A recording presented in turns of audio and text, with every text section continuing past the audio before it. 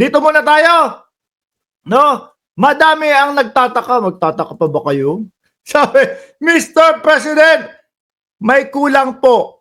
Eh, sino kulang, mga kababayan? Kasi mukhang mga kapatid ni Mr. President, no?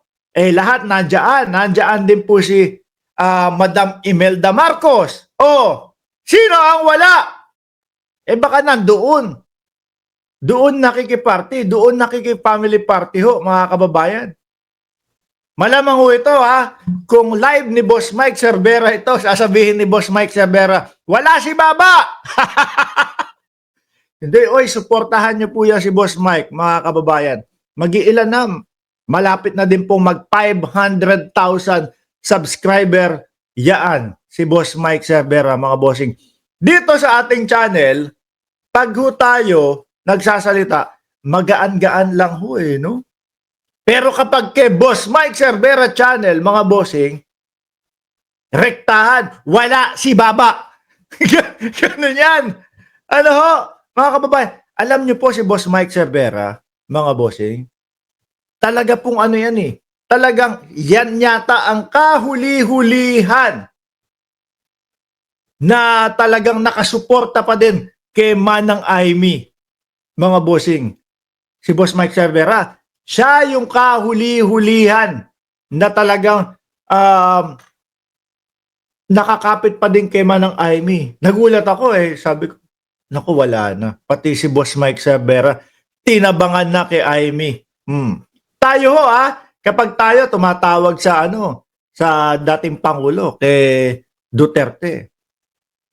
Madalas tsaka lagi, no, merong dating Pangulong Duterte.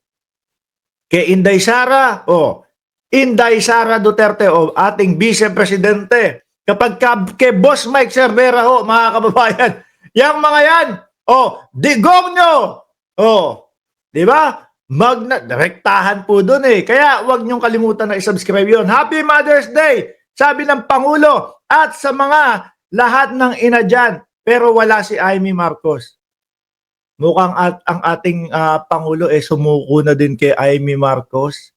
Hindi sumuko in terms na si Aimee Marcos ang tama. Kaya lang wala na hong tigil Ano po? Halata naman yung ginagawa ni Manang Aimee ay panay lang ho. Wala, dahil siguro galit kay Lisa Marcos, asawa ng ating Pangulo. Ang nakalulungkot ho, mga kababayan, kasi halata naman ito no? Nainggitan, halata naman po ito na kumbaga away pamilya. Away pamilya. Siguro kay First Lady Lisa Marcos, mga kababayan, wala lang. Pero si Aimee galit. Dinadala niya sa politika. Dinadala niya sa gobyerno, mga kababayan. Kaya ganyan po ang nangyayari. Di po ba?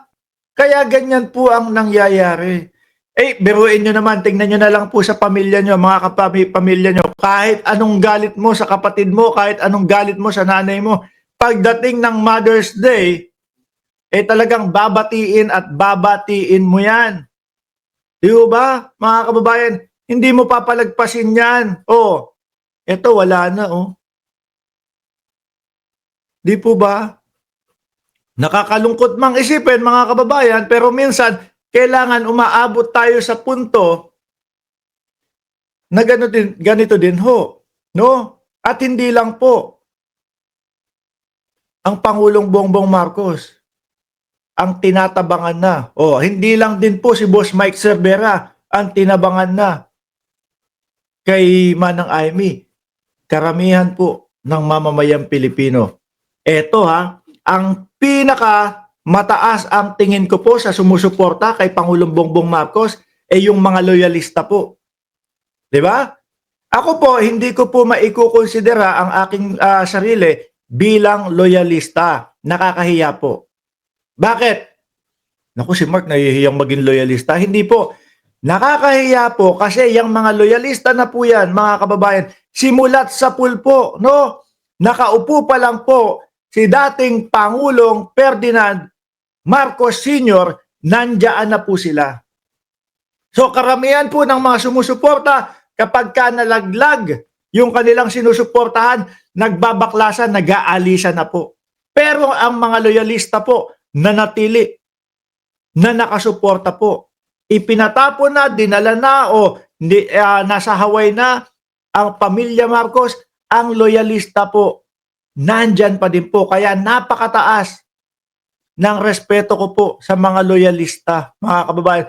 Kung meron sasabihin na tunay na sumusuporta, yan po yung mga loyalista. Kaya po wag niyong mamasamain na kapag sinabi ni Mark Ramos, mahihiya po ako pag natawag akong loyalista. Kasi ang loyalista talagang ang taas ng tingin ko dyan.